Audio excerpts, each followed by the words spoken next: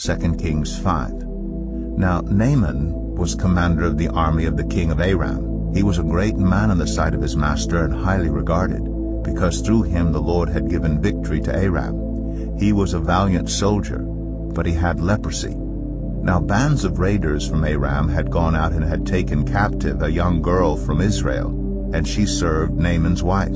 She said to her mistress, "If only my master would see the prophet who is in Samaria, he would cure him of his leprosy." Naaman went to his master and told him what the girl from Israel had said. "By all means go," the king of Aram replied. "I will send a letter to the king of Israel." So Naaman left, taking with him 10 talents of silver, 6,000 shekels of gold, and 10 sets of clothing. The letter that he took to the king of Israel read, "With this letter I am sending my servant Naaman to you, so that you may cure him of his leprosy."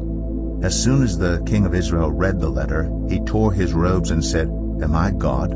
Can I kill and bring back to life? Why does this fellow send someone to me to be cured of his leprosy? See how he is trying to pick a quarrel with me?" When Elisha, the man of God, heard that the king of Israel had torn his robes, he sent him this message, "Why have you torn your robes? Have the man come to me, and he will know that there is a prophet in Israel." So Naaman went with his horses and chariots and stopped at the door of Elisha's house. Elisha sent a messenger to say to him, "Go, wash yourself 7 times in the Jordan, and your flesh will be restored, and you will be cleansed." But Naaman went away angry and said, "I thought that he would surely come out to me and stand and call on the name of the Lord his God, wave his hand over the spot, and cure me of my leprosy. Are not Abana and Pharpar, the rivers of Damascus, better than all the waters of Israel? Couldn't I wash in them and be cleansed?" So he turned and went off in a rage. Naaman's servants went to him and said, "My father, if the prophet had told you to do some great thing, would you not have done it? How much more then when he tells you, 'Wash and be cleansed'?"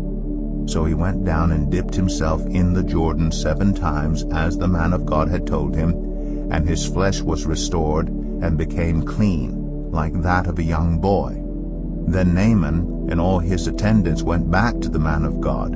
He stood before him and said, "Now I know that there is no God in all the world except in Israel. So please accept a gift from your servant."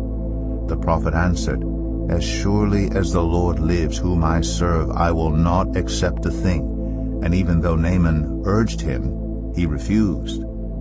"If you will not," said Naaman, "please let me, your servant, be given as much earth as a pair of mules can carry. For your servant will never again make burnt offerings and sacrifices to any other god but the Lord. But may the Lord forgive your servant for this one thing. When my master enters the temple of Rimmon to bow down, and he is leaning on my arm, and I have to bow there also, when I bow down in the temple of Rimmon, may the Lord forgive your servant for this." "Go in peace," Elisha said. After Naaman had traveled some distance, Gehazi, the servant of Elisha, the man of God, said to himself, "My master was too easy on Naaman, this Aramaean, by not accepting from him what he brought. As surely as our Lord lives, I will run after him and get something from him." So Gehazi hurried after Naaman. When Naaman saw him running toward him, he got down from the chariot to meet him. "Is everything all right?" he asked. "Everything is all right," Gehazi answered. "My master sent me to say, 2 young men from the company of the prophets have just come to me from the hill country of Ephraim. Please give them a talent of silver and 2 sets of clothing." "By all means, take 2 talents," said Naaman. He urged Gehazi to accept them, and then tied up the 2 talents of silver in 2 bags with 2 sets of clothing. He gave them to 2 of his servants, and they carried them ahead of Gehazi. When Gehazi came to the hill, he took the things from the servants and put them away in the house.